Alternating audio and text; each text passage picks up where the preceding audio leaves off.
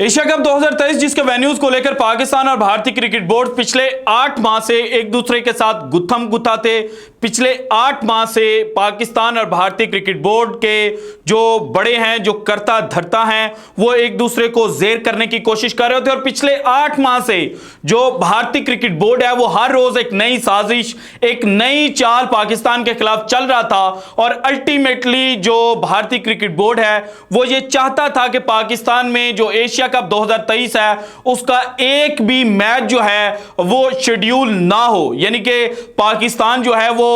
Asia cup जैसा जो event है उसको होस्ट ना कर सके। लेकिन जो पाकिस्तान क्रिकेट बोर्ड के साबिक चेयरमैन नजम सेठी साहब ने भारत को मुंह तोड़ जवाब दिया था और एशिया कप का जो हाइब्रिड मॉडल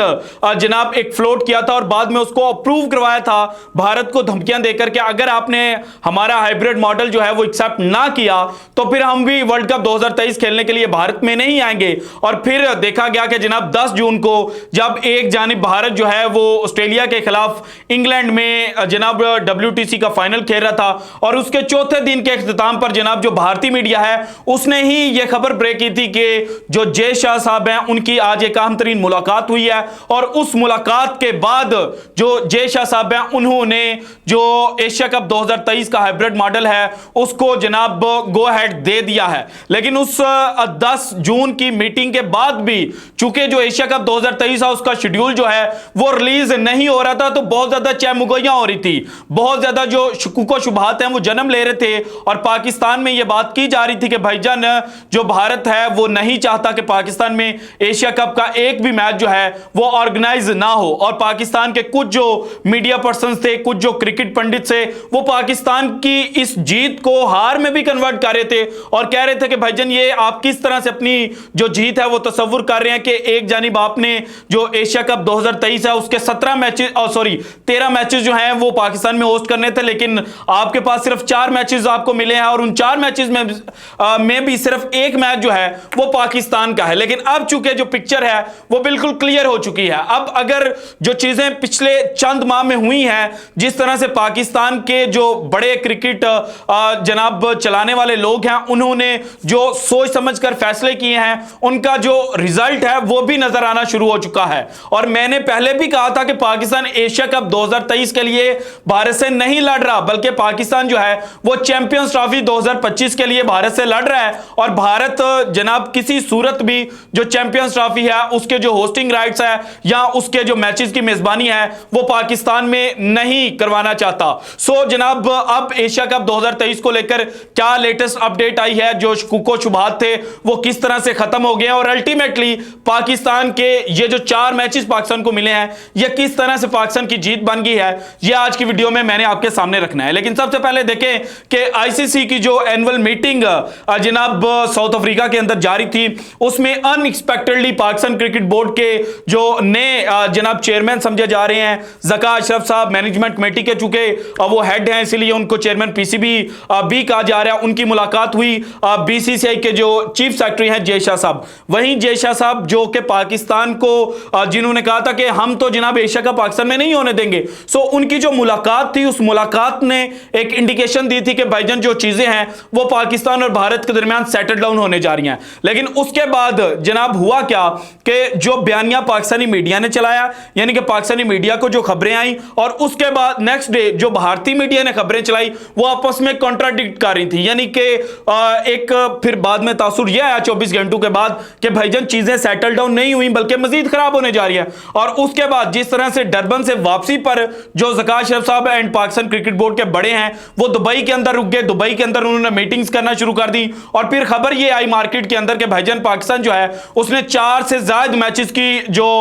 जनाब मेजबानी है वो मांग लिया। यानी कि पाकिस्तान ने कह दिया है कि ठीक है हाइब्रिड मॉडल के तहत खेल लेते हैं लेकिन हमें 4 से ज्यादा मैचेस की जो मेजबानी है वो दी जाए। दूसरा मुतालबा पाकिस्तान क्रिकेट बोर्ड ने यह किया कि जिस तरह से 2018 में भारत को दुबई में एशिया कप करवाकर जो रेवेन्यू मिला था हमें भी उसी तरह का उतना ही रेवेन्यू जो है वो मिलना चाहिए। सो फिर कहा गया कि जनाब देखे पाकिस्तान जो है वो तो अब बावला हो गया है, पाकिस्तान तो पागल हो गया है और पाकिस्तान की ये डिमांड्स किसी सूरत भी मीट नहीं की जाएंगी। लेकिन इसमें एक डिमांड ऐसी थी जो पाकिस्तान जनाब 2025 की चैंपियंस ट्रॉफी को जेन में रखकर कर रहा था और वो ये था कि पाकिस्तान ने चूंकि 4 मैचेस जो हैं वो होस्ट करने हैं, सो इन 4 मैचेस को पाकिस्तान एक से ज्यादा वेन्यूज पर जनाब जो होस्ट है वो करना चाह रहा था। पाकिस्तान पहले चाहता था कि जनाब कराची में जनाब करवा लिया जाए, लेकिन कराची में चूंकि ऑडियंस नहीं आती, पाकिस्तान को गेट मनी भी नहीं मिल सकती और उस तरह से माहौल भी नहीं बन सकता था। सो पाकिस्तान ने फिर यह सोचा कि हम जनाब जो एशिया कप का सेकंड वेन्यू होगा उसको कर लेते हैं जनाब रावलपिंडी का जो क्रिकेट स्टेडियम है वो, लेकिन रावलपिंडी का क्रिकेट स्टेडियम छोटा है। सो पाकिस्तान ने यह कहा कि हमने चूंकि चैंपियंस ट्रॉफी 2025 भी ऑर्गेनाइज करवानी है और उसके लिए हमने आईसीसी को जनाब एक रिपोर्ट भी पेश करनी है कि पाकिस्तान जो है वो सेफ एंड सिक्योर है और हमारे पास सिर्फ खेलने के लिए एक वेन्यू नहीं है। अब देखें ना,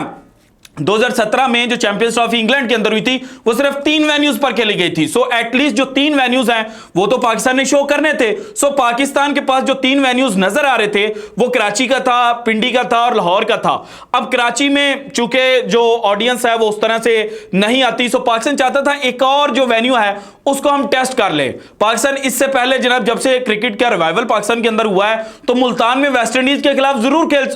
खेल चुका था, लेकिन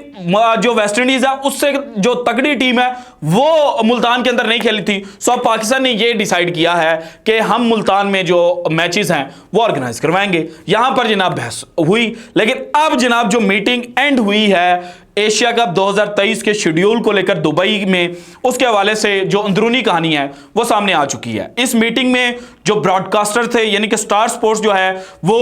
इसको ब्रॉडकास्ट करेगा, उनके नुमाइंदे शामिल थे, पाकिस्तान क्रिकेट बोर्ड के नुमाइंदे शामिल थे, जका अशरफ साहब खुद इसमें शामिल थे, श्रीलंकन क्रिकेट बोर्ड के नुमाइंदे शामिल थे, बीसीसीआई के जो ओहदेदारान हैं वो शामिल थे और एशियन क्रिकेट काउंसिल के जो बड़े हैं वो भी इसमें शामिल थे। वहां पर पाकिस्तान ने कम से कम अपनी ये डिमांड मनवा लिया है कि हम जनाब जो मैच है पाकिस्तान और नेपाल का वो मुल्तान के स्टेडियम में ऑर्गेनाइज करवाएंगे। पाकिस्तान का दूसरा बड़ा ये क्रिकेट स्टेडियम है, 30,000 के करीब जो ऑडियंस है वो इसमें बैठ सकती है और इन्वायरमेंट जो है मुल्तान क्रिकेट स्टेडियम का वो बड़ा चार्ज होता है। सो पाकिस्तान ने जो 2025 को ज़हन में रखकर फैसला किया था वो किसी ना किसी हद तक जनाब अब कामयाब होता हुआ नजर आ रहा है और उसकी पहली कड़ी जो है वो ऑफिशियली जो कामयाब है वो हो चुकी है। इसके अलावा पाकिस्तान की जो दूसरी डिमांड थी उसके बारे में अभी हतमी फैसला नहीं हो सका कि जनाब पाकिस्तान को रेवेन्यू जो है वो कितना मिलेगा, भारत की तरह मिलेगा या ये जो रेवेन्यू जनरेट होगा ये बाद में डिस्ट्रीब्यूट किया जाएगा श्रीलंका में और पाकिस्तान में। सो इस बारे में अभी जो हतमी फैसला है वो सामने नहीं आया, लेकिन जनाब जो इस मीटिंग में चीजें तय हो गई हैं कि पाकिस्तान 4 मैचेस ही होस्ट करेगा, 2 वेन्यूज पे होस्ट करेगा और उसके बाद जो सेकेंड लेग है वो जनाब एशिया कप की श्रीलंका के अंदर खेली जाएगी और श्रीलंका के अंदर जनाब जो दम्बुला और पाली किले का कैंडी स्टेडियम है वहां पर जनाब जो मैचेस हैं वो होस्ट किए जाएंगे। पाकिस्तान का जो ग्रुप 1 का भारत के साथ मैच है उसके बारे में जो तारीख आ रही है वो आ रही है 5 सितंबर और अगर पाकिस्तान और भारत दोनों सुपर 4 के लिए क्वालिफाई कर लेते हैं तो फिर पाकिस्तान और भारत का जो दूसरा मैच होगा वो खेला जाएगा जनाब